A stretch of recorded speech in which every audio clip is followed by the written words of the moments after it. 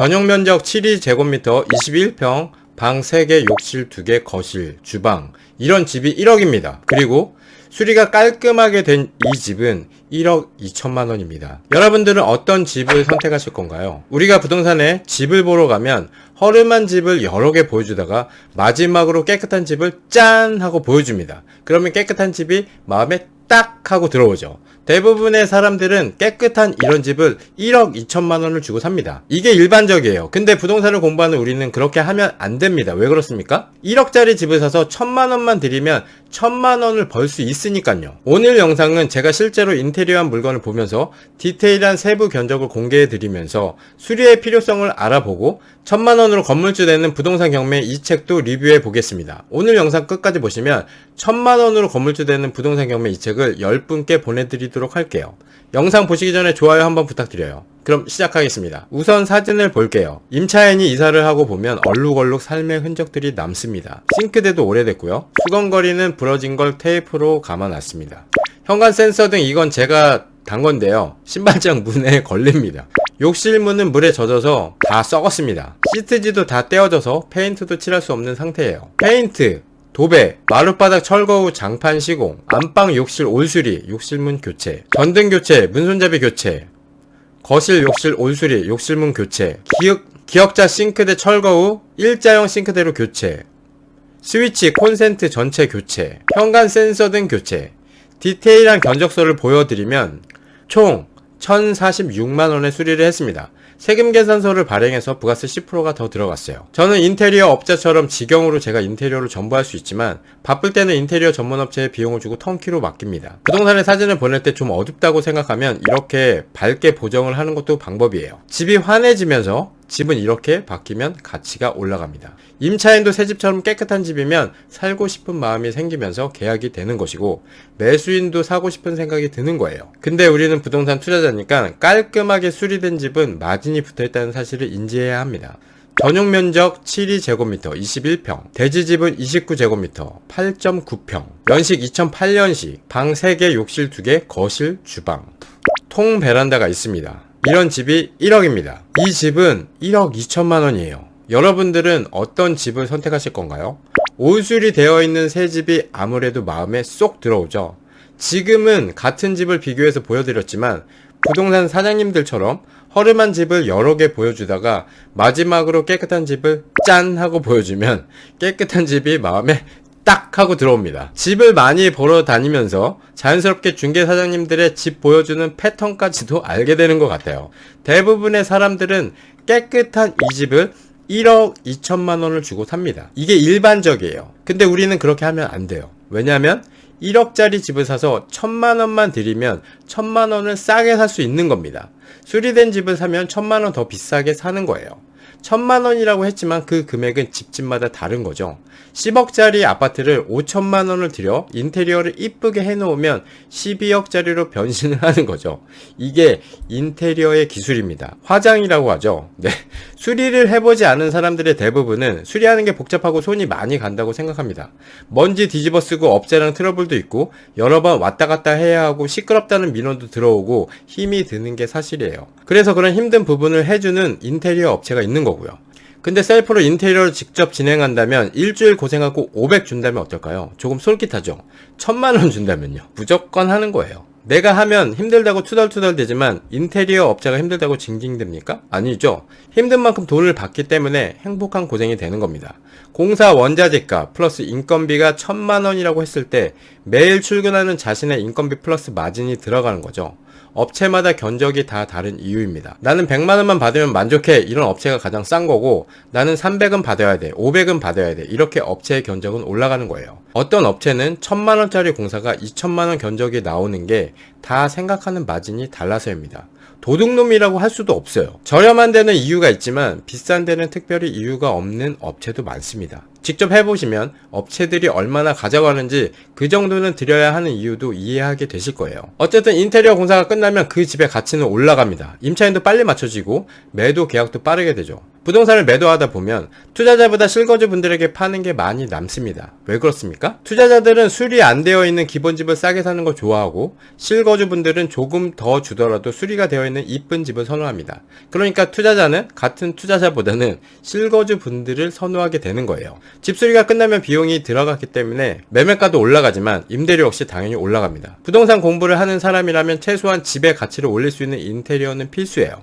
부동산을 저렴하게 살 수 있는 방법 중에 하나가 부동산 경매인 건 다들 아실 겁니다. 근데 가치를 올리기 쉬운 것도 부동산 경매입니다. 왜입니까? 부동산 경매로 사면 점유자를 명도를 합니다. 그럼 가치를 올릴 수 있게 수리할 수 있는 시간을 얻게 되죠. 일반 매매로 매입해서 수리하려면 잔금을 내가 다 들고 있어야 하거나 이사 나가고 들어오고 하면서 수리할 수 있는 시간을 만들어야 하는데 그게 여간 쉽지 않습니다. 근데 부동산 경매는 잔금을 치고 명도를 하면서 자연스럽게 수리할 수 있는 시간을 얻게 되죠. 경매로 낙찰을 많이 받아본 분들은 수리 또한 자연스럽게 많이 해봤기 때문에 인테리어 전문가입니다. 그리고 주거용은 수리를 해도 시간이 지나면 노후가 되어서 또 수리를 하죠. 계속되는 수리에 임대인은 조금씩 지치게 되어 있어요. 그러다가 보면 자연스럽게 부자의 부동산 상가를 쳐다보게 됩니다. 주거용 부동산과 상가는 어떻게 다릅니까? 상가는 수리를 할 필요가 없어요. 임차인이 인테리어를 다 하고 들어옵니다. 문제가 있으면 관리사무실에서 다 처리를 해주죠. 그래서 상가를 부자의 부동산이라고 하는 거예요. 관리하기가 너무 편합니다. 1,000만원으로 건물주가 되는 부동산 경매 책 내용을 보겠습니다. 부동산 경매 투자는 내 인생의 마지막 찬스와도 같았습니다. 결론적으로 저는 그 찬스를 멋지게 활용해 가난에서 탈출했어요. 책에 나와 있는 투자 사례를 보겠습니다. 경기도 수원 장안구 아파트의 단지 내 지하상가입니다. 전용 면적 144평이고 감정가는 1억 5천만 원이에요. 두 번 유찰돼서 최저가 9,600만원에 시작하는 물건입니다. 전용 면적 144평 상가가 9,600만원?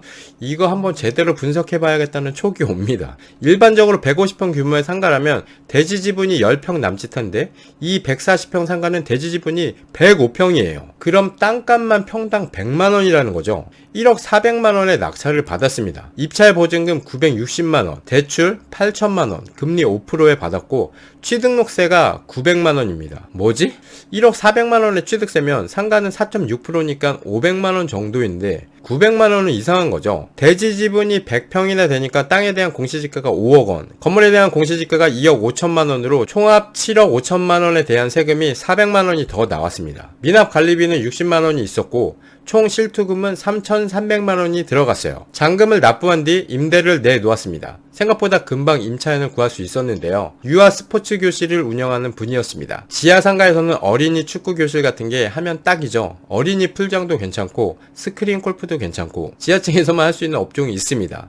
월세를 조정해 달라는 요청이 있었고 이에 대해 월세 1년치를 선물로 받는 조건으로 보증금 2천에 150만원에 계약했어요.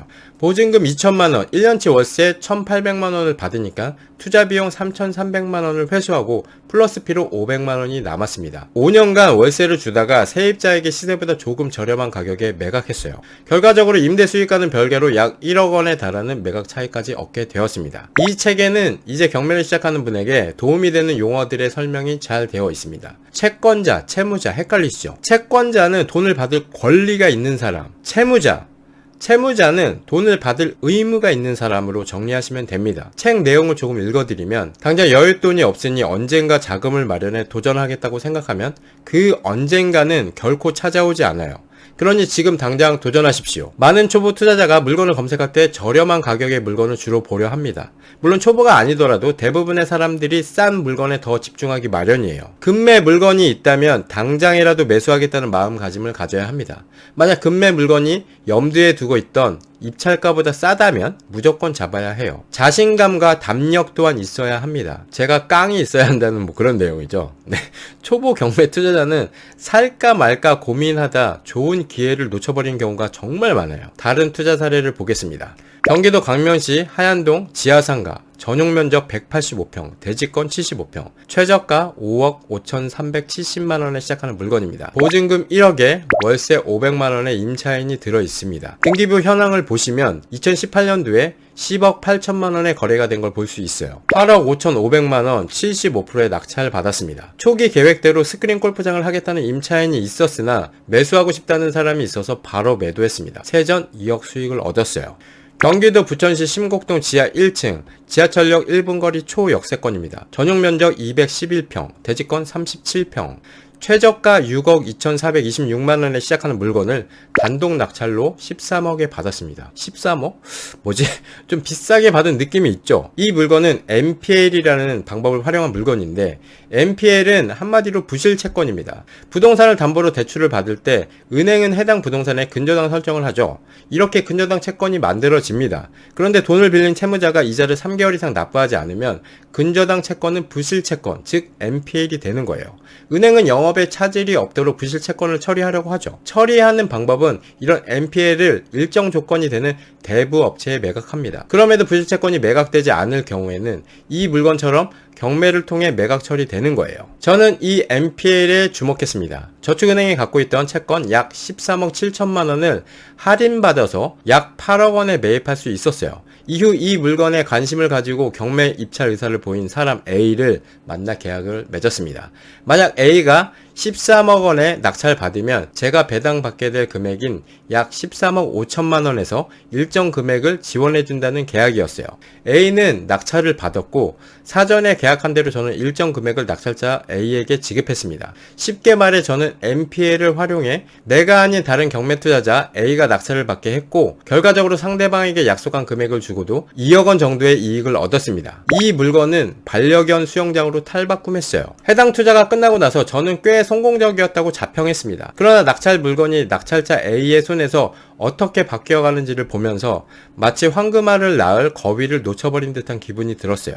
어찌 보면 주당 100만원까지 갈 수 있는 주식을 10만원에 팔아버린 셈이 됐을 수도 있습니다. 그만큼 경매 투자의 잔뼈가 굵었다고 잠시 현실에 안주하고 있었던 것은 아닌지 스스로를 돌아보는 계기가 되었어요. 저 같은 자영업자는 어쩔 수 없이 부동산을 만나야 한다 이거죠. 제가 매달 건물주에게 임대료를 2010년부터 13년 동안 주고 있는데요. 제가 내고 있는 임대료만큼 대출 레버리지를 사용해서 내 상가를 매입해서 자영업을 하고 있다면 자영업에서 얻는 수익 이외에도 부동산으로 얻는 수입 또한 있을 겁니다. 그래서 결국 자영업자들은 부동산을 만나야 하는 거예요. 단순히 식당 사장만이 아닙니다. 변호사, 법무사, 의사 다 마찬가지예요. 게임에는 레벨이라는 것이 있습니다. 그 다음에 경험치라는 것이 있어요.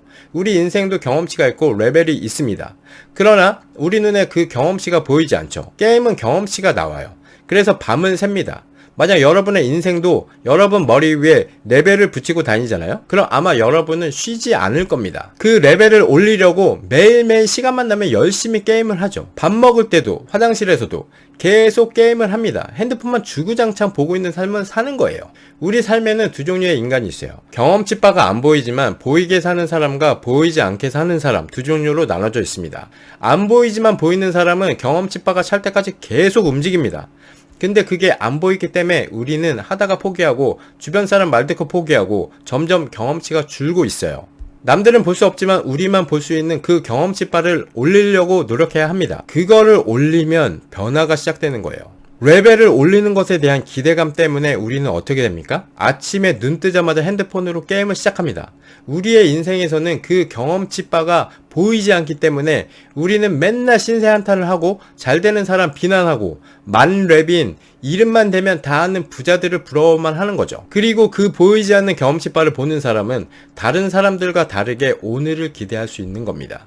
그리고 우리의 삶에서 감사할 수 있는 것을 찾을 수 있어요. 그러면 아침이 기다려지는 것이고 아침에 눈을 떴을 때 우리는 하루하루가 설레이게 되는 겁니다. 그 설레이는 상태가 여러분의 내일을 만드는 거예요. 1,000만 원으로 건물주 되는 부동산 경매 이 책은 부동산 경매 투자 세계에 이제 막 들어오려는 초심자에게는 최고의 입문서입니다. 꼭 한번 읽어보시길 바래요. 거장의 경매 수첩 도서 이벤트 당첨자를 말씀드리겠습니다. 1분, 2분, 3분 이상 3분 이벤트 당첨 축하드립니다. 제 메일로 성함, 연락처, 책 수령받을 주소, 본인 확인용 화면 캡처본 보내주시면 감사하겠습니다. 본인 확인용 캡처는 유튜브 어플 실행 후 우측 상단에 있는 동그란 아이콘을 클릭 후 나오는 화면을 캡처해서 보내주시면 됩니다. 보내주셔야 하는 기간이 있기 때문에 기간 내에 안 보내주시면 죄송하지만 다른 분들에게 기회를 드리도록 하겠습니다. 당첨 축하드리고요. 현재 진행 중인 도서 이벤트 영상도 있고 앞으로도 또 있습니다. 계속 포기하지 않고 도전하시면 당첨되게 되실 거예요. 오늘 영상은 여기까지 하겠습니다. 댓글로 1000만원으로 건물주 되는 부동산 경매 이 책을 꼭 받아야 하는 이유를 적어주시면 10분을 선정해서 책을 보내드릴게요. 감사합니다. 이상 체험별님이었습니다. 본 영상은 경이로움 출판사로부터 도서를 지원받아 솔직하게 리뷰한 후기임을 말씀드립니다.